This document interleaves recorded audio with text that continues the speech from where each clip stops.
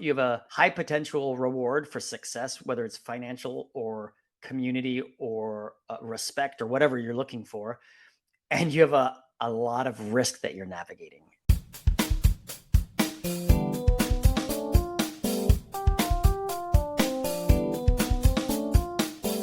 Welcome to Your Creative Mind. This show is all about tapping into your creativity and using it to build a life you love. You'll hear practical tools, inspiring stories, and conversations with artists, writers, innovators, and changemakers who are doing the work, so you can too. Let's spark your imagination, focus your energy, and create with purpose. Ready? Let's go. Hello, and welcome to the Your Creative Mind podcast. I'm your host, Isolde Trachtenberg. Thank you so much for taking the time to listen. This week's guest, I'm going to rave about for a minute because he's an old friend and a brilliant game designer. So I'm thrilled. I'm excited. We started talking at an event we were both visiting, and I was like, I need you on my show. I need you on my show. And he graciously said yes. So let me tell you, you're laughing, Dominic, but it's so true. Let me tell you about Dominic Crapuchettes. There's so much to talk about, but if I say the name Wits and Wagers, you might know the name. If I say the name Say Anything or Evolution or the soon-to-be-released Nature, you might know North Star Games. Dominic Crapuchettes is the founder of North Star Games. And so I want to introduce him to you, but I wanted to sort of say, I'm fangirling a little. Oh, thank you. No, seriously, it's so awesome. I love your games. So, and he's here, so he's about to get even more la la la because I'm about to fangirl. So, if you've ever wondered how courage fuels creativity or how to turn passion into something that actually lasts, you're going to love this episode because Dominic, as I said, is the founder of North Star Games, and you'll see it at Target. You'll see it at Barnes & Noble. You'll see it at just about anywhere you can shop for games. GameStop, all of those games places are going to have his games, except for Nature, which comes out very soon. But with nearly 5 million games sold, Dominic brings authority and hard-earned insight to the table. Not just the tabletop gaming table, but to the table of leadership and creativity. From surviving storms at sea to navigating the wild world of entrepreneurship, he's learned what it takes to lead with vision and with heart. So whether you're building a business, a game, or a new life chapter, Dominic's journey is going to give you some practical tools, some really cool and fresh perspectives, and maybe a little bravery to take your next bold step. Dominic, thank you so much for being on the show. Welcome. Thank you. Thank you for having me, and thank you for that overly gracious introduction. Not overly at all. Not overly at all.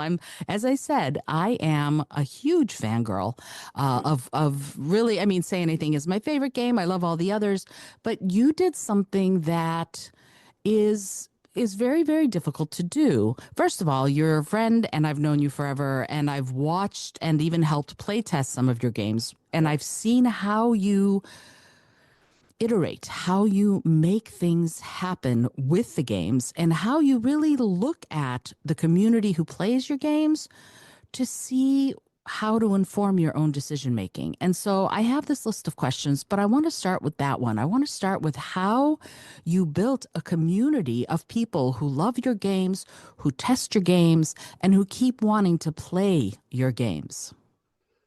That's a great place to start. You are starting with probably what I'm best at. Your intro also talked about me being a great leader, and I can talk about how I'm not in certain areas. With the game design, I've been a game designer by like hobby pretty much my whole life. My family played a lot of games. And my life kind of split into two. I played board games with hobby gamers, and then I had the rest of my life. I couldn't get my friends that I played sports with to play hobby games. I couldn't get my family. Well, my family did play games, so I guess I could get my family a little bit. But basically, my life often split. None of my college friends played games. None of my high school friends played games. So I am very big on watching all the speed bumps and figuring out how do we get past those speed bumps, and if it's a party game, what's fun, and then really figuring out why is that fun, and is that fun translate to the next group? And if it didn't, why didn't it? And just keep iterating, as you're saying, with play testing and listening to feedback, and watching emotional speed bumps and intellectual speed bumps, and trying to just get rid of all those speed bumps. So for a party game especially, there's an activity that has to be fun. And then anything that's getting in the way of the activity, keeping score, writing down stuff, even just keeping score sometimes gets in the way because it makes people overly competitive if it's kind of an expressive type of game. Mm-hmm. So yeah, that's my process, is lots of iterations, lots of feedback, and thinking and listening deeply to all the speed bumps. Okay. I love that. And as I said, I've been part of the process with, I think I helped play test Wits and Wagers, and I know I helped play test Say Anything.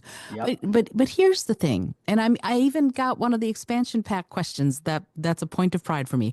But here's the thing. You said something about these speed bumps. You said intellectual speed bumps and emotional speed bumps.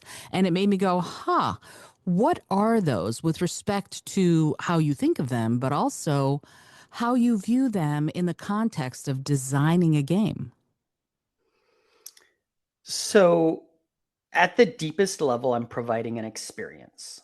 And there are ways to call it a storytelling experience. There are lots of different ways you can kind of look at it, but there's an experience, and I'm engaging our audience. Our players are engaging intellectually and emotionally with the other people and the game components at the table. Mm-hmm. With a party game, so you were pretty intimately involved in Say Anything. I think I tested with at the Loonies there, Say Anything, probably more than I tested it with any other group. So when I'm doing a party game, there has to be an activity that's fun. And in this case, I was just walking around and going, "Oh, those people are having fun. What are they doing?" And I just kept taking notes on, like, when are people having fun, and what's fun? What are they doing? Why are they laughing? Why are they having fun right now? And Say Anything was designed to recreate the times that often happen in bars, when people are saying, when people are just bantering and all having a good time sharing. And it starts off usually fairly superficial. So it'll start off with just things like foods they like, what's the good pizza toppings, and it'll move off into like pop culture, which is a little more revealing of your character. If it's sports, people are saying, who's the best athlete of all time, and they're comparing an athlete in one generation to an athlete of another generation. And people get passionate about these conversations. They're having fun. They're getting to know each other. And then sometimes they're just making each other laugh. Sometimes they're going into political realms. Sometimes they're going into all different realms as they get to know each other. And Say Anything was just trying to recreate the activity of having fun with a group of friends. And so that was kind of what Say Anything was designed to do, was to recreate those conversations where friends are having fun. And sometimes the conversation gets serious, and someone shares something that's, somewhat profound, like something they learned about relationships. And then it kind of, everything's a little bit serious, but then it kind of gets light and fun again. So I wanted the game to be able to dip into a lot of different areas. And that was largely created through the questions, and seeing what questions work at the group you were playing with, which questions work at a family reunion, which questions work at church, which questions work, in all the different areas at bachelor parties, bachelorette parties. And then figuring out, how do I make a game where on every question card, there's something that can slip into that group. And so I look at it like a Venn diagram of, like, how do we make the game itself fit into as many different places as possible and still be fun. Okay, so I actually play tested the game and didn't notice that. I mean, I noticed that the questions were on each card were different, for example, but what I didn't notice is that they could be applicable or relevant to all of these different communities that could be playing the game, which I think is brilliant, again, on your part. But here's the thing, like you said, oh, who's the best athlete? So somebody of my generation and older might say Michael Jordan, somebody else might say LeBron James, and then there's, lighthearted communication around that. But there's a psychology at work in your games that I've noticed. Sometimes you have to dig deep inside yourself, and sometimes it's like with Wits and Wagers, it's more about sort of the facts that you might know or might be able to guess. When you're designing a game like Nature, it seems to me that it's sort of a combination, and I don't know much about Nature, to be fair, but it seems like it's a combination of what you believe and what you know. What are your thoughts on how you're developing this game that's coming out so soon? Okay, so this is, like you say, a completely different genre. It's a strategy game, and it's going to resonate with, hobby gamers. At the core, the activity still has to be fun. And I look at humans very, like, I guess, humanistically. Um, just like there are ways that people have fun, laugh out loud fun. There are also things that people do which just resonates with them. So, for instance, when most mammals, but when a human gets into a new home, they're going to home make, and they're gonna organize. They're going to put things where they belong, and they have, and like there's something about that process which is just comforting to people. And so a game like Tetris plays in on that. Like, people want to put things in its place, and when it all fits perfectly, you kind of feel good about it. I can't really say why, but I watch it and I see it. And so a game has to resonate with something that's fun for people. And everyone is different in some ways, but we're really more common in more ways than we are different. And so, like, another thing people like to do is explore. They're like, new restaurants, new places, new what's over that hill. Oh, we love aesthetically beautiful things. So, like, oh, what a beautiful sunset. Oh, look at that mountain. Isn't it majestic? So all those different elements that humans like can be put into hobby games. It's games that are telling a story through the interactions. Another thing that people like to do is puzzle.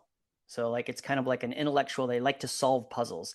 And in games, if you just give people random good stuff, like, that's kind of nice, but actually people enjoy the game better if the good stuff gets tied to a puzzle. So the way I look at it is, well, humans for 200 million years need to eat. And they're like, oh, look at that food up there in the trees. How do I get it? And like the food itself is just tastes better when you puzzle out how to get it, and then you get it, and it's an exciting moment. So, like, in all of my games, I'm looking at what are things that people just do that resonate, and then I'm trying to get rid of all the things that are not fun, that are getting in the way of those elements that are fun. So it's very still similar to my process with party games, but it's not laugh out loud fun. It's other things that people just like doing. They like doing crossword puzzles, and so why? And so I look at, like, why do they like doing crossword puzzles? And then how do we put those sorts of things in the games that are resonating with people? Does that make sense? Oh, it does. Yes. I'm sorry. I should have told you before we started. I have embraced the pause. Sometimes there will be dead air because I'm sort of thinking about what you just said and synthesizing it and listening to it. So sorry about that. I should have mentioned that before we No, started recording. I that's usually fine. do. Well, because our video is off. Yeah. No, no, no. Totally. Totally. I've had people go, are you still there? Yes, yes, I'm still here. I'm just thinking. Yeah, you know what you said about removing all the things that aren't the game reminds me, I think it was Michelangelo who said, Yep. "Yeah, I have this block of marble and I remove all the things that aren't the statue," Yep. which I think is amazing. It's a great way of looking at it, but negative space is still space. There are things that you're consciously deciding on leaving out versus putting in. And there's a lot of that kind of it's a leadership quality because you have to have the vision. And so I guess I wonder, with that vision comes a certain set of risks. And I know that you were the captain of an Alaskan boat, and Yep. you were sort of and then things where you have to sort of survive that, and then you have the risks that you take to start a company and build a company and then go through the trials and tribulations of that company's ups and downs.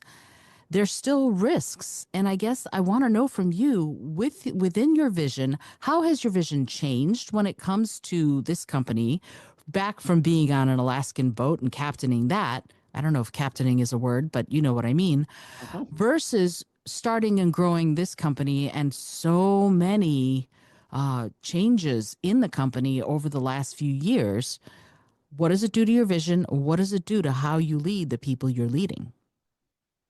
Those are really great questions. So the boat that I captained in Alaska had crew members of three, 2 to 3 people, and we were a team of very like experts. Uh, and we didn't start off that way, but that was always the goal, and we ended up that way. And I was working with a small team, and I'm pretty good with a small team of experts. And so those skills worked well at starting a new company. Just the straight entrepreneurial. And you're right. I look at entrepreneurship as navigating risks. Hmm. And when you're head deep into it and you really have a vision of the industry landscape, you're going to navigate those risks better than others. And generally better than someone who clocks into a 9 to 5 job, because you're putting in 10 hours a day of work, but you're also putting in another 2, 3, 4 hours a day of just like mulling over the risks. Mm. So you're just, you have a high potential reward for success, whether it's financial or community or respect or whatever you're looking for, and you have a lot of risk that you're navigating. And Hmm. so that risk kind of keeps you up at night and helps you navigate those risks. So those are, I mean, I think it's a really fair characterization to say that's what entrepreneurship is: being able to pivot and navigate these risks quickly in a changing landscape. Um, and I think I provide pretty good leadership there.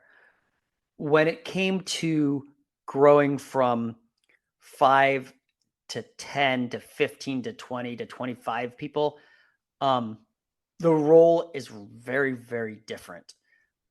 I'm exceedingly poor at managing inexperienced people. Um, I think it's easier to do when there's like a right answer and a wrong answer. You can just kind of go through the numbers. But when you're doing it in game design, Hmm. what rule is better in marketing? It's really hard unless you're a teacher and you've formalized all these opinions. It's really hard to shoot from the hip and get buy-in from someone who doesn't have the same basic understanding of like what's good marketing. And I would get frustrated with people. So our company crumbled, and I'm going to take a big part of the responsibility. I'd say there's a confluence of like 5 random things, but one of the things was I was a very poor like middle manager, and I didn't have a lot of patience for people when they just like when they just didn't believe me. I'm like, I don't think that's going to work on the marketing, and I can't really say why because as an entrepreneur, I'm doing like 50,000 things, and I'm doing this and this and this and this, and I've never really thought about why. And so I would get frustrated, and that was toxic. So among lots of other things, I was not a great leader during that time period. And now we're small again, so hopefully I'm a better leader. It's in listening to you, I'm going, yeah, it's so much of this, being an entrepreneur myself, so much of this is knowing yourself very well and keeping sort of plumbing those depths and going, okay, who am I when I'm trying to lead 3 people versus when I'm trying to lead 25 or 30? And that notion of wanting people or needing people to know what they're supposed to be doing or to know the answers, it makes sense to me.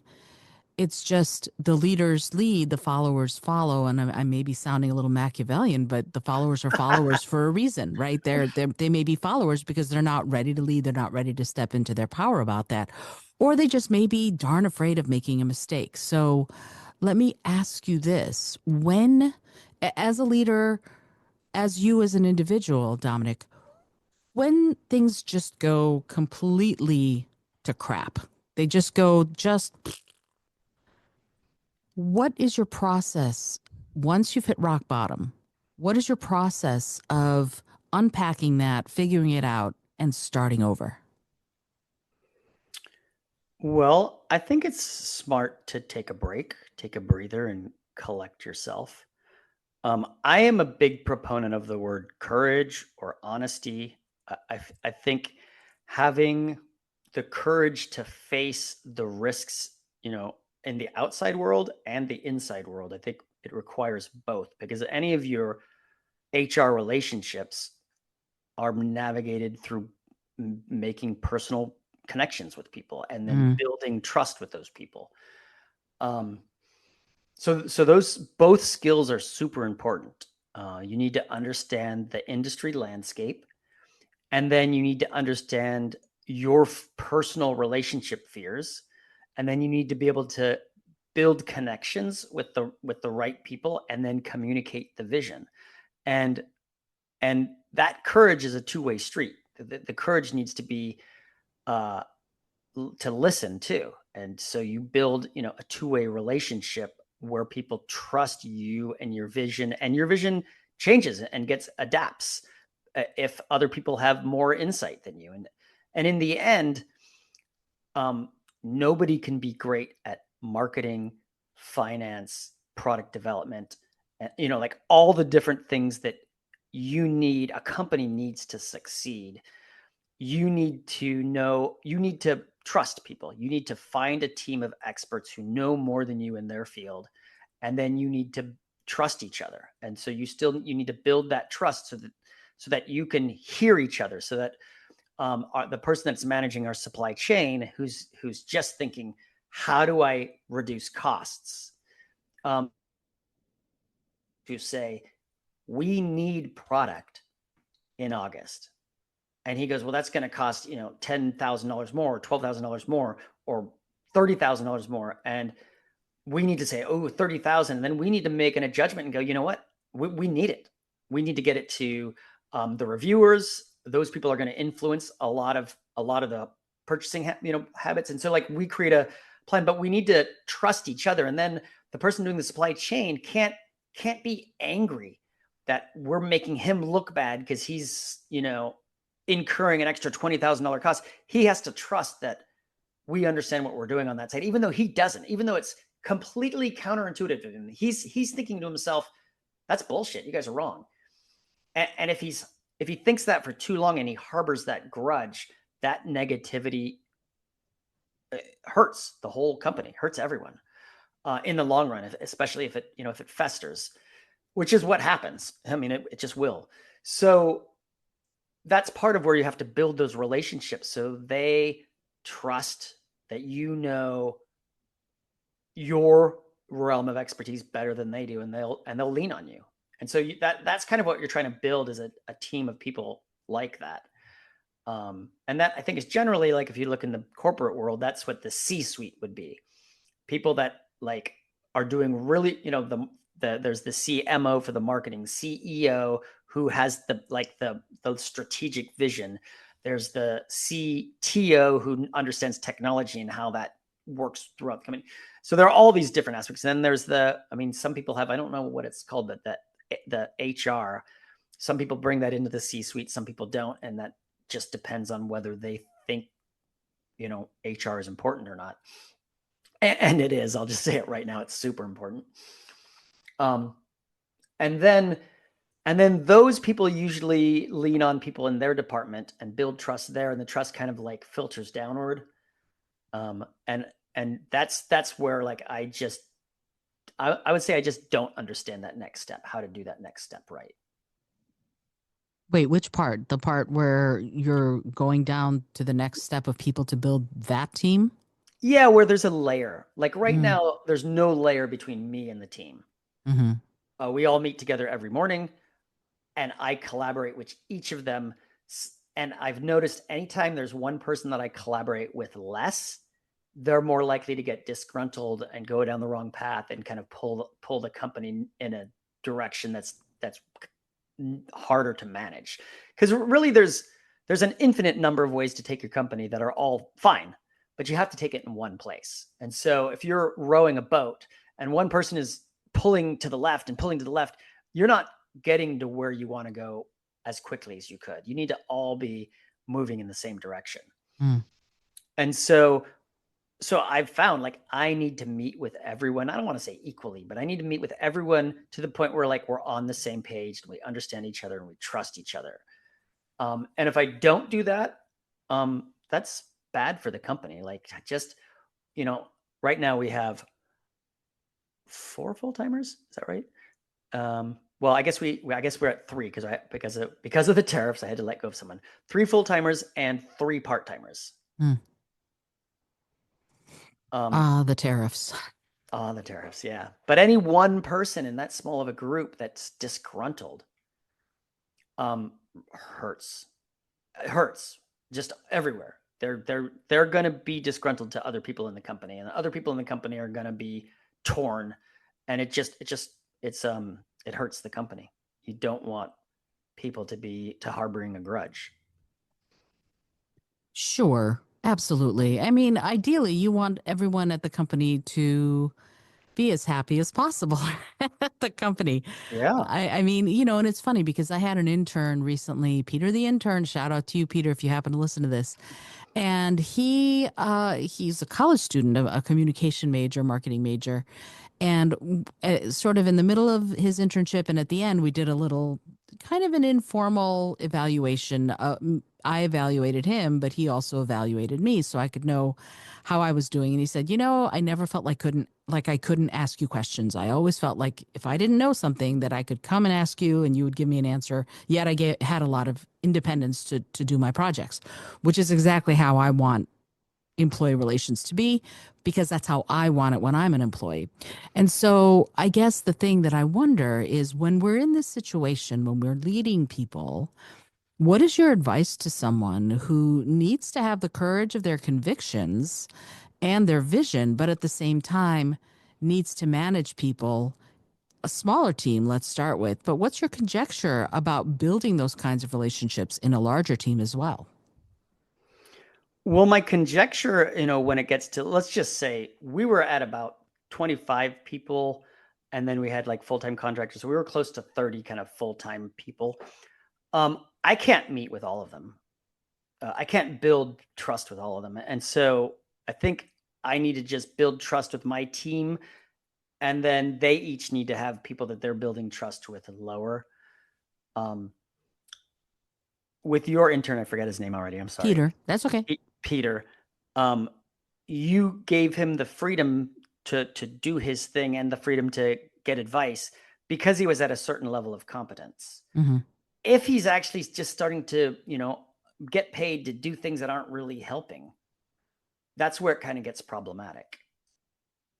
How do you bring him back, and when you have people like I do right now that are great, and then we just meet and it's free flowing, that's a company working the way it's supposed to work. But when you have someone that's, new and learning a field, and marketing is really tough, and there's so many aspects, and people, everyone comes in with an opinion of what's good marketing because they know what they like for themselves. But until they've seen data and understand segmentation and understand how, like, what really is effective, and until they look at balance sheets or income statements and see what's earning money and why and where's the thing selling, it's really hard for them to understand like what good marketing is. And same with game design. And until they see the sales, or until it goes out in the marketplace and they watch it, without like a say, just like people are playing as if that person's not there. It takes a lot of there's just a lot of experience that's needed. You can't show some of these things on a spreadsheet. It's a matter of just watching and seeing and learning. And those are the areas where it's tough to get people on the right track if they think they already know. And my advice there is let go of those people ASAP. Mm. So, like you were saying, there's leaders and there's followers, where these people are considering themselves leaders, but they don't have the knowledge yet to lead. and they don't know it. And I think sever those relationships as quickly as you can. You can't bring them over because they think they know better. And it's too hurtful for the company to do that, which is normally what I've done. I never let anyone go for 15, like, I guess I've only let 2 people go really, out of 22 years. And so that's something I need to get better at. This last one wasn't really that issue. This last one was really just financial. I think we could have gotten him on the right track. It would have just taken time. Mm. And maybe his position wasn't even really, it was maybe a little bit ill thought out. Kind of like his position would be more important in 2 years than it is right now. So he's kind of in a place where he's not that. Really, I should have just never hired him, honestly. But that's part of like understanding the industry landscape. That's part of understanding what's driving sales right now at this point in your development, and understanding, well, what's going to be driving it probably in the future, and making sure that you're not blindsided. But if you are, that's fine. When you get there, don't hire someone to train. Don't hire someone who had skill in this ancillary area. Go find the person that did the actual thing that you need done, and make sure they have 3 to 5 years of experience at that. And if it costs a lot of money, pay it. Like, it just doesn't matter, because training someone is very expensive. If it's not your level, like when it's my area of expertise, I can often hand off the knowledge. But if it's not, you just have to lean on them to know what they're doing. And so you just need to hire someone that already knows what they're doing. Yikes. Yeah, because no, I understand what you're saying, but that it really does call your ability to make these challenging, tough decisions right up to the forefront. You have to be able to do that. You have to be able to make the tough choices when you need to make those tough choices.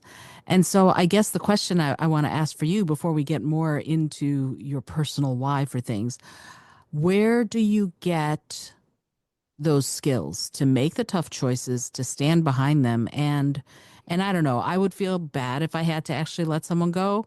It's horrible. So yeah, so talk to me about that part of it, because now you're lean and mean. You went from 25 to 4 or 5. Talk to me about that, because that must have been blech. Well, yeah. I mean, so we could do a whole episode on this. So we had brands that were languishing in the mass market, and we were propping up the revenue with short-term sales, end caps at target, huge amounts of money, making our top line grow, but at the expense of our brand. So that's just a matter, like most, like simply put, short-term, long-term trade-offs. And when you're in the mass market and you're listening to consultants, and you're listening to the Target buyer and the Walmart buyer and the Barnes & Noble buyer, they're going to pull you towards short-term decisions every time, because they're managing quarter to quarter. And if your product dies in a year or two, they just bring in the next one. So there's always going to be tension there. You need to always realize that the people that you're working with, who you love and trust, are pulling you into a direction that's more short term than you should be making decisions on. So that's tough, because they're not doing it purposefully. They're just looking at their piece, and they're trying to figure out how to maximize profit right now. And they don't even necessarily know what the long-term costs are, because that's not their job. So that was one issue going on. Another issue is we grew into way too many different places. So we were in the mass market, we were in hobby, we were in toy and specialty, which is different, and we were in digital, which was close to hobby. I looked at things, because I was a creative. I looked at things like, we do board games, and I play party games, strategy games. I was a professional Magic the Gathering player, a card game, for about 5 years. So it fit into my life in so many different ways. And that's not how you grow a company. You grow your company by saying, who are my customers? What are their needs? And how do I not lose those customers and gain others. And the customers that were buying Happy Salmon, and I'm going to paint with really broad strokes now, I used to call them moms. I should just call them parents. Their need is, I'm changing these diapers. I'm running over here. I've got people running around here. How do I get, I need to be able to take this thing and put it in a purse or my diaper bag and take it. And then I need to be able to explain it really quickly. And then they're playing while I'm running and managing these things. And so it's fitting into somebody's life. And they have a need that they're meeting. And then what I call boys in a basement, which again, there's not always boys in a basement. And I was one of them. We've got hours of time and we're happy to read 30 pages of rules and this intricate empire building game. And we're going to play for 6 hours. And like, that's heaven. We're like, oh, we'll have bagels and then we'll have coffee and then we're going to play and then we'll take a lunch break and then we're going to play more. And so that need is completely different. And so our company was meeting the needs of vastly differing people. And it created a lot of trouble. And we weren't experts at all. And they all had different influencers. So different ways to market. They all had different trigger words. They all had different trigger words being like something that resonated with them. Like, hey, you're busy. You need, and that's not the boys in the basement. No, I'm not that busy. I got all these hours to spend. So marketing was completely different. We needed totally different teams because you can understand one group of people and just not understand the other, and understand the languages that resonate, they understand and how they talk. So the only thing, and the salespeople were different. The buying people, the sales relationships are building. The only thing that's the same is the accounting and the sourcing, the manufacturing. So really, we grew poorly. So after we had a big hit, Say Anything and Wits and Wagers, and they got into the mass, we're like, oh, everyone's heard of us. Let's go into toy and specialty. No one in toy and specialty had really heard of us. We weren't really a brand. And we're like, oh, we'll make a family version of Wits and Wagers and Say Anything. So we had Say Anything Family and Say Anything Wits. Turns out the people that go into these stores to buy don't want family games. They're going into these specialty toy stores because they have a birthday party they have to go to. So, anyone who's had kids knows every weekend there's birthday parties for your kids to go to. Sometimes 2s. And so sometimes 3. And so you go into a store and you say, I'm going to a birthday party of a 7-year-old girl. She likes dogs and, blah, blah, blah. And, what should I get?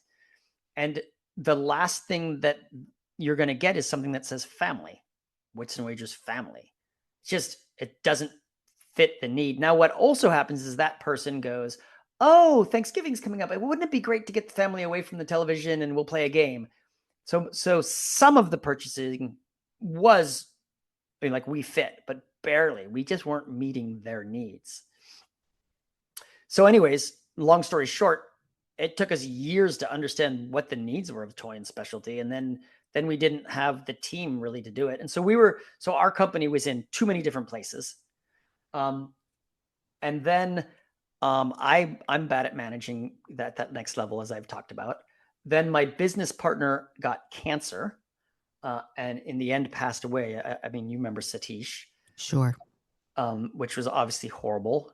And you were asking the question of how do you manage? And then additionally, the whole hobby industry completely got blindsided because we grew out of boys in a basement. I'm going to just call us boys playing these complicated competitive games.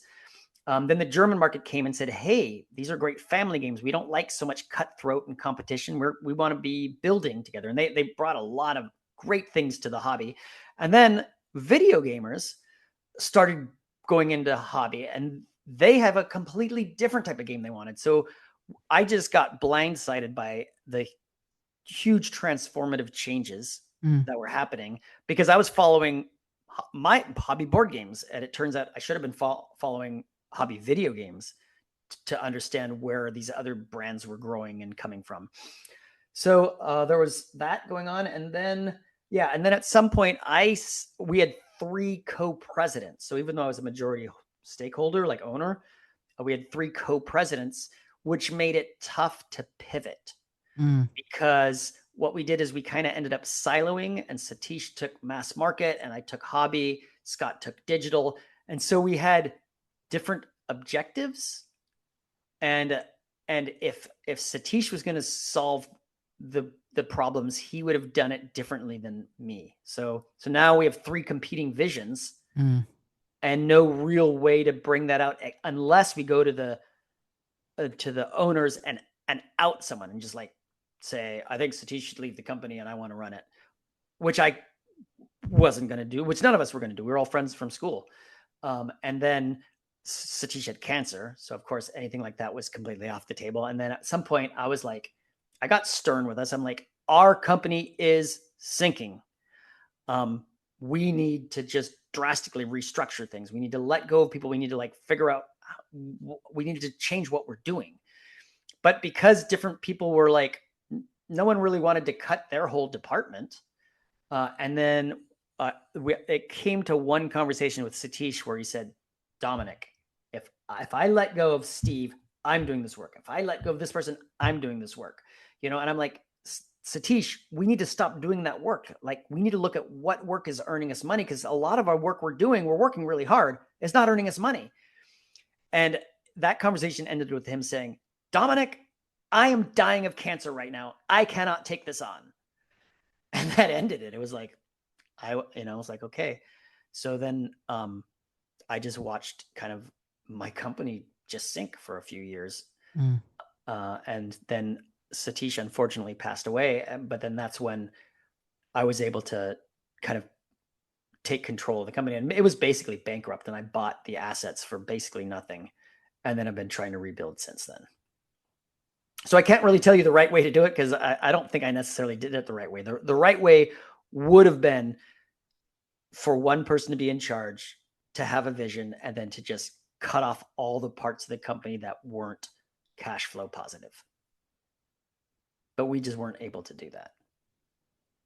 And it's hard. I mean, everything you've just said, and thank you for sharing all of that. I think it's very, very hard when you love the people that you're working with to trim that, to let some of that go. And when everybody has, no, this is the right way, no, this is the right way, and there's no one clear person whose voice holds more weight, it's very difficult. I lead the Philosopher's Tones. I'm the leader, I'm the manager, I'm the founder. And we're sort of a democracy in that everyone's definitely encouraged to give their opinion, but I'm the leader. And ultimately, what I say goes. I Yep. absolutely want your feedback, but if we're going to make big decisions, the buck stops with me. Now, that means the credit Yep. goes to everybody, but the blame is my fault, right? Yep. So that's the thing. I want the credit to go to everybody because it's 14 of us, but I want the fault doesn't lie with them. It lies with me for not being a better manager. And so we have to, and somebody asked me, you've been doing this since 2003. Why? Why do you keep doing it? And I had to think about the answer and go, well, it's because I love these people. I love making music. I love singing in harmony. Even though I'm in New York and they're down in DC, when I can, it's still, there's a lot of juice and sizzle for me. So I guess what I want to ask you is why you, why here, why now, and why nature? Why do this game now? Personally, emotionally, psychologically, professionally, why this game and why now? Yeah, great question. I'm gonna first circle back and say, like, your insight into the leadership is really strong, and I wish I had done that better. But you need one vision, and I really like your way of saying everyone gets the credit, I get all the blame. I think Mm. it's really powerful. Yeah, and I think I've gotten a better manager when I'm saying I messed up here, I messed up here, I messed up here, but I'm still, it's still my vision. Mm-hmm. And to be able to have that trust, you have to be able to say where you messed up. So I think there's a lot of insight in what you've done in kind of how you frame that. Oh, In terms thanks. of, yeah, a lot of insight. Like, thank you for sharing that. Um, in terms of why, that's a really good question. So I love creating, and I always have all through my life. And board games are the medium that I finally chose. I used to compose music, classical music, and I kind of felt like no one really cared about classical music, and it was anachronistic, and I wanted a community and to build something around a community. And board games was something else that I was passionate about, and it just kind of worked better. Nature, I think you heard this story with Corey. Corey really did the same thing. Said, "Why are you with this stupid game? Why do you keep trying to do this?" And I had an experience as a pro Magic player, which was incredibly transformative and powerful in my life. Like it was in a not transformative in a like I went through pain and suffering, but transformative in like exciting. Like eyes got opened. Is like, wow, look at this new stuff to discover. Like this is so exciting. So kind of like maybe a physicist might have when they did start discovering new properties in the world with a community of people that are discovering and learning, and like they're working hard, but they're like feel excited. So I had that same feeling in this doing this collectible trading card game. And I tried to share that with my parents who are gamers. I tried to share it with my girlfriend who is a gamer. I tried to share it with my friends who were just friends. Nobody. I had 0 people that Mm. played that game with me. And so I played with my professional Magic playing friends, and I always called them. I didn't like to call them my friends because some people I didn't even really like that much. But if you wanted to play at the pro level, you had to learn from people who were at that level. So there were my Magic friends, and there was the rest of my life. Mm. And I've realized that for the last 10 years, all of my hobby games has been trying to figure out how to bring that experience to more people, how to bring that experience to people that I care about and that I love.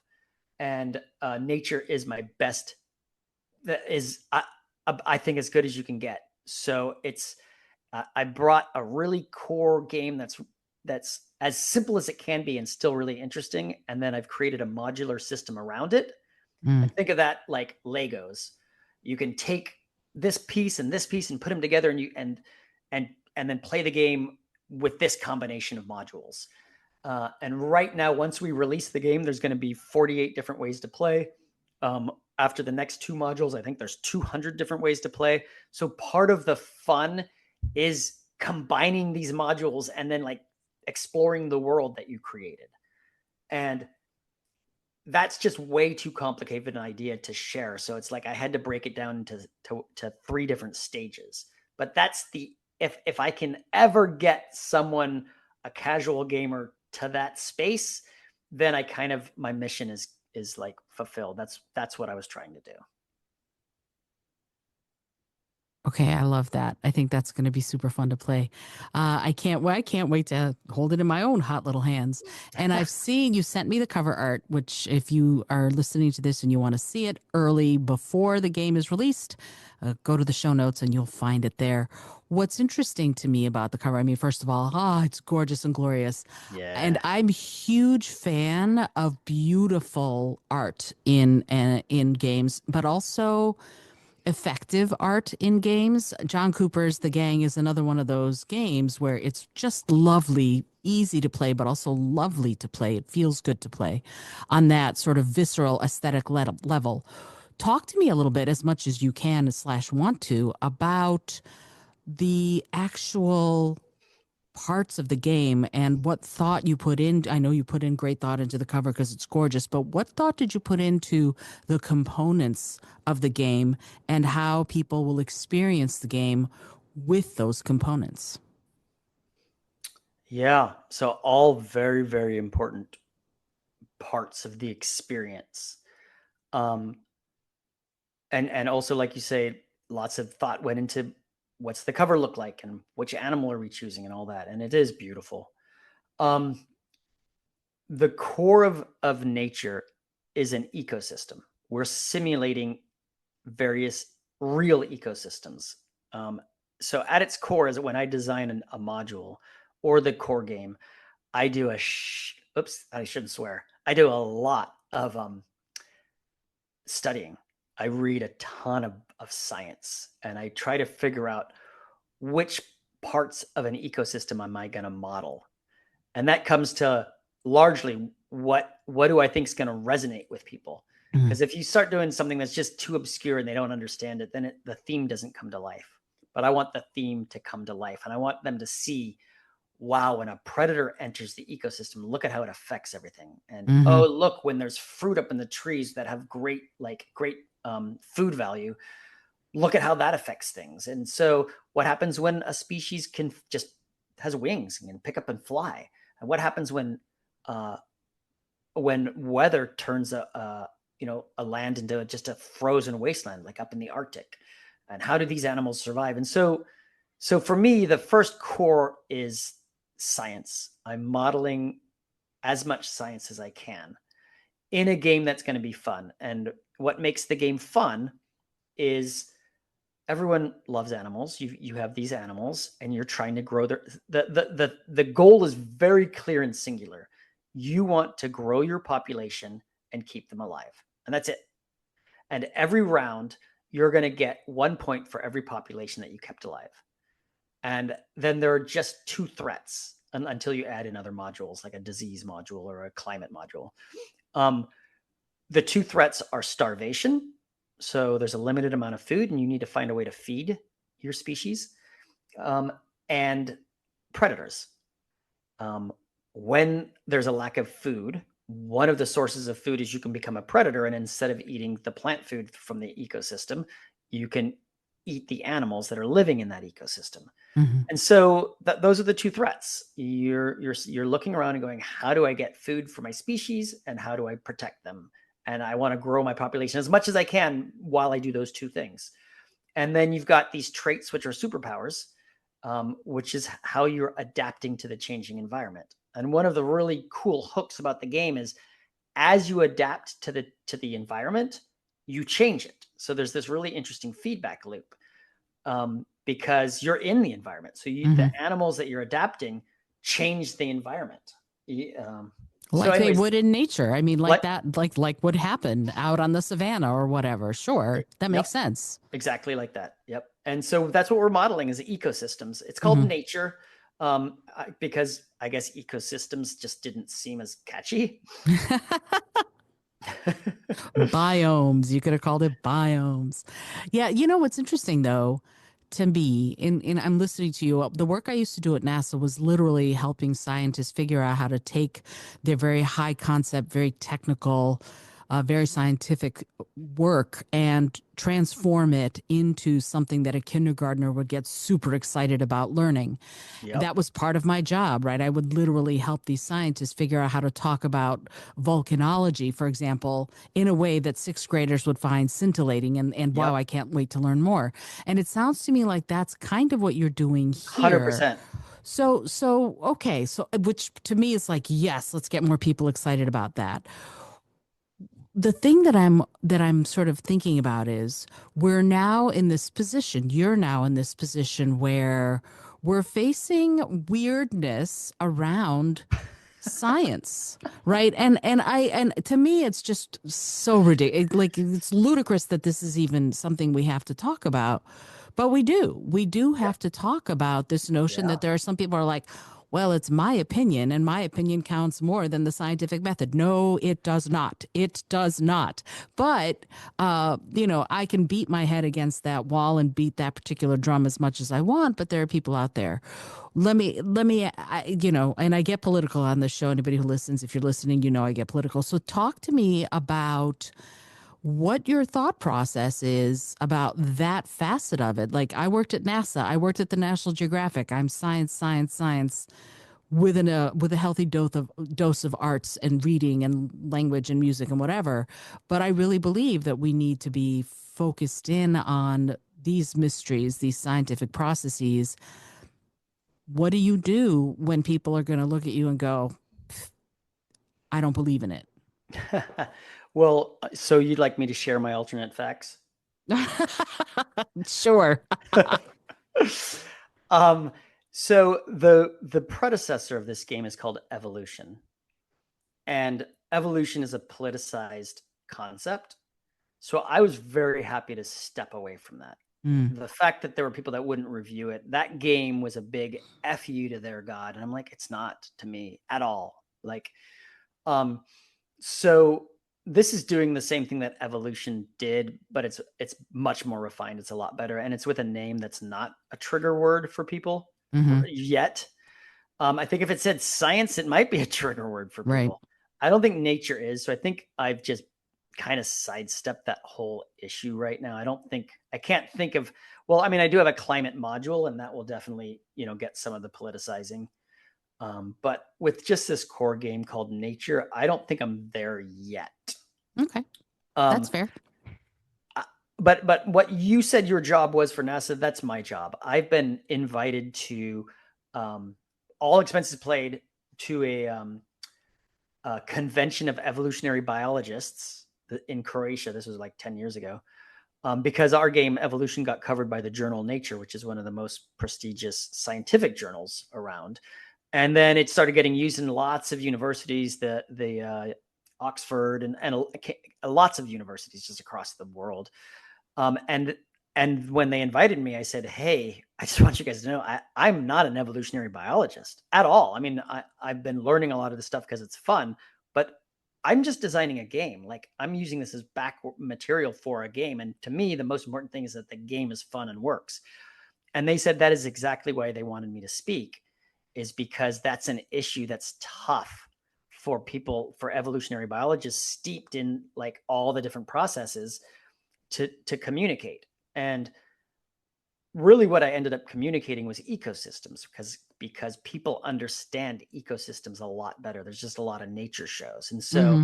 for instance, if my species can climb, that affects the ecosystem. Oh, now it can get away from predators because it can climb. And then a predator goes, oh, now I can climb. Now that affects the ecosystem. All the climbers that used to get away from predators because they climbed, now they can't get away from predators. So the things that I did were very easy to understand how they affect um, the ecosystem. And then, Hmm. for instance, in the Amazon rainforest module, I added fruit, and that could be accessible only if you could climb. And then if you play with the flight module, they can access the fruit too. And then there's a long neck in a different module. So like these things all just make intuitive sense to people. And if it doesn't, I keep I throw it away. I throw the idea away, and I try to find something that, one, has interesting gameplay, and two, will make thematic sense to people. There's video of them. You can look it up on YouTube. There's video of them eating the fruit, getting super drunk, and falling over because they are so plowed. It's Oh my god, that's got to hilarious. be I mean, they're huge. Yeah, That's and crazy. it's very good. They eat it until they literally pass out drunk. Anyway, but yeah, and what's interesting to me about this is, and you just mentioned before a minute ago, that you're being asked to give these talks and to participate in with scientists, and sort of how do we transform what we're saying in a way that's exciting and enticing to students and people of all ages, which I think is amazing. But the question I have, and then I know you've got to run in a minute, but I do want to know, let's imagine nature becomes the gold standard for educational games, particularly educational science type games. Yes, I love What it. I mean, let's imagine, like, hey, I, we'll I've manifest it. already I imagine it every now and then, so that would be amazing. Yeah, and it should be. I mean, that kind of thing is certainly music to my ears. But what I want to know is, what ripple effect do you imagine or hope that the success of this game creates in the way we learn and appreciate science? That's a really good question. So let me I'm going to backtrack a tiny bit, Of course. because in this question of like exactly what you're saying, evolution was getting used in tons of classrooms, middle schools. I'd say hundreds and hundreds, probably in the thousands of schools, because I've gotten so many emails of people using evolution. Um, and I've also additionally read two different accounts of how the game made them cry.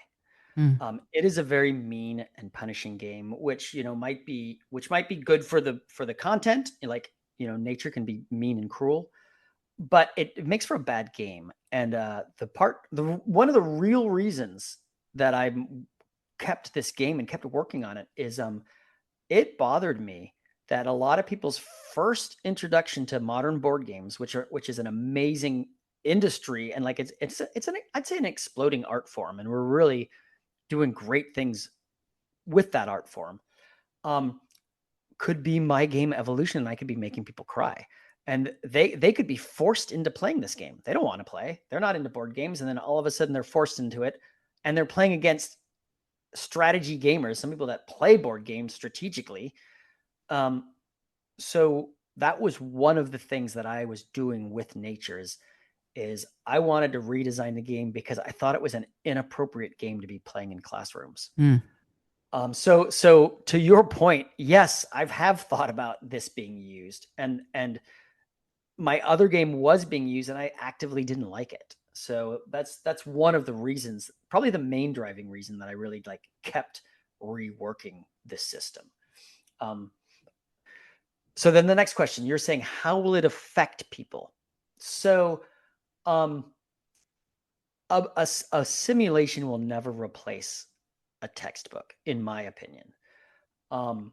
It will help bring ecosystems to life. It will help people understand the environment that evolution takes place in, like how species are adapting. I know and you can then learn the mechanism of like random mutations that get passed on to their children. So that whole thing you're going to need to read about, because if I put that into a board game, the rules are going to be really long. You're never going to find people that have read all the rules and can understand and play. So really the goal of this board game is to quickly get, you all have to learn the rules. Now, if you go into a classroom and someone has read the book, the textbook really well, and someone else hasn't read it at all, it's kind of fine. If it's discussion based, it's annoying when there are people that haven't read it, but they just usually hopefully stay quiet, and the discussion can just go where it goes and everyone can learn from it. In a board game, if everyone doesn't understand the rules, it hurts the experience. So I have to make the rules as clean and as simple as possible, which means there's going to be a ton of scientific material that's just glossed over. So what I would like people to get out of it is, one, it's fun. It's going to be a fun thing that you do. And it's going to be fun to see an ecosystem come to life and see how introducing various elements to the ecosystem change it, and watch how the species adapt to the changes in the environment. And then hopefully that funness and that bringing to life will allow you to read textbooks and understand a little bit better what they're talking about. So that's how I see the role of this particular game. I love that. I really do. And it's interesting to me because when I worked at NASA, one of the projects I took on was it was called Touch the Earth, and it was for deaf and or blind students to learn through tactile learning and also through visual learning, depending on which way they needed to learn, all of the world's biomes. So it could be desert, it could be grasslands, it could be forests, et cetera, et cetera. And the best way to me to learn about a biome is to go be in the biome. But if you're a student in Washington State and you've never been to a desert, well, this sort of provided the next best thing, particularly if you're a student who's deaf or blind, because it came out in Braille and there was a video with someone doing an actual icon avatar doing sign. So it's a way of bringing the people, the students, and it doesn't have to be a student, it doesn't have to be K through 12, closer to that facet. And it sounds to me, honestly, Dominic, like that's what nature's going to do to people who maybe don't spend a lot of time in nature, is to help them maybe get inspired to go out into nature. So that's something that I really hope for everybody who plays, and I also hope for you that's something that's an outcome of this. And I know that this is so much fun for me. I love spending time with you, and I love chatting with you. But I know you've got a meeting and a day to get back to, so I would love to ask you just a couple final questions, so that you can then go on your way. This question is the sort of the third to last question, and that is, if someone wants to know more about the game Nature or North Star Games in general, where should they go? Where are the best places to go to find out more about the work that you're doing? The best place would be our website. So northstargames.com, games with an S. And then on our website, there'll be all the links that you need. We're also on all the socials, whatever they happen to be generally. And it's at North Star Games is generally. I'm personally at D Crapuchettes, but I don't really, I'm kind of hopefully pulling away from social media. I want to mostly build my community and my fans. We're on Discord, and that'll be through website, through email, and we'll have someone else manage all the social media for North Star Games.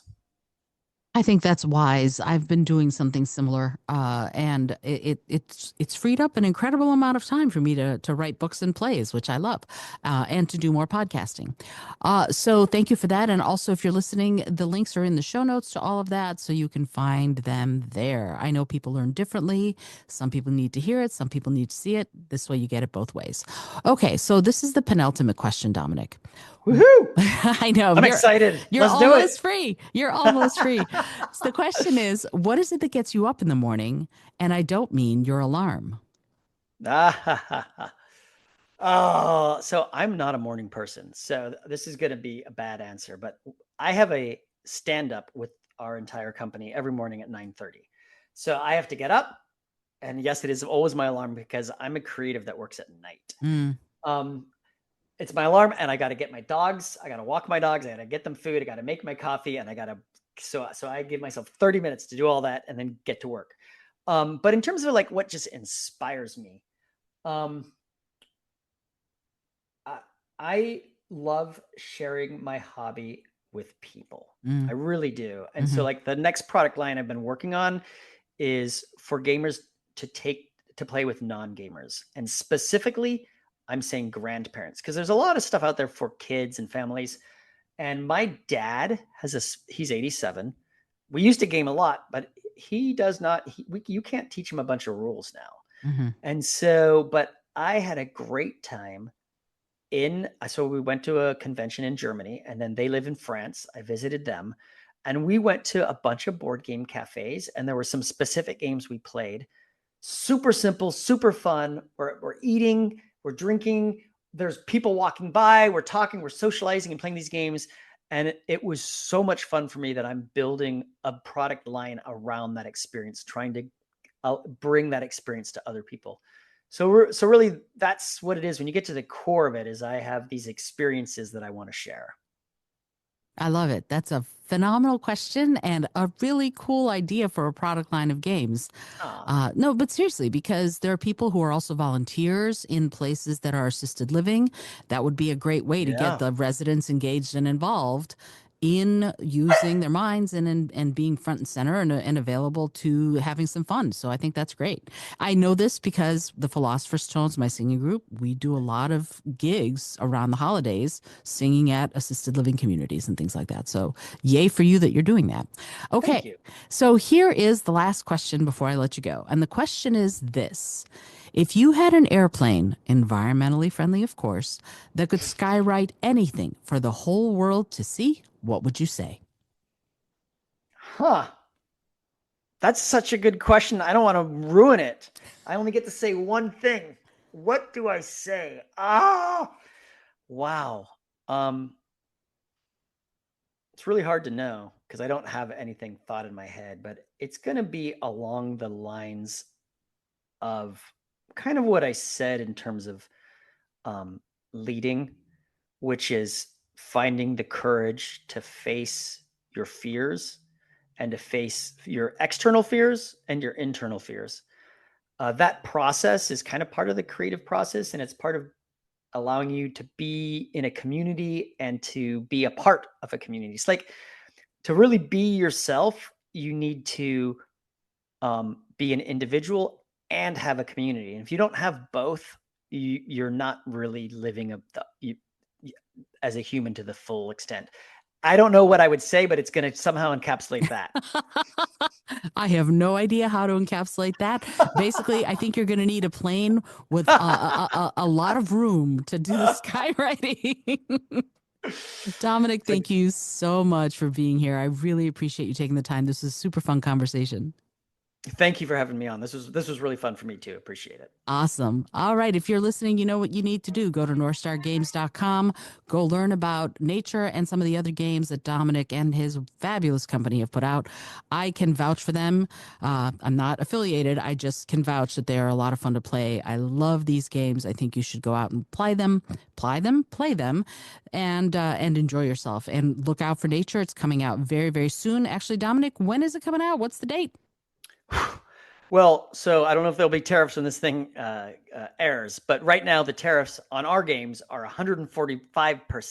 Yikes. So really the only thing, the plan was to release it in August and for it to go into retail. We will not make money at those prices if they go into retail. So it'll probably only be available on our website unless the tariffs go down. Because we can make money going direct, right? But we can't. We can make maybe $1 a game going through. Yikes! Yeah, and we'll go bankrupt if we just sell all of our games without enough money to pay for our office space for your salaries. Existence, right? Yeah, sure. all of our fixed costs. Well, so hopefully you'll get me the link to that when it's available, just in case, and that way that'll be in the show notes too. All right, the dogs are going. It's time for you to go. So this is Isolde Trachtenberg for the Your Creative Mind podcast. Thank you so much for listening. And as always, remember to be curious, be creative, and most of all, be kind.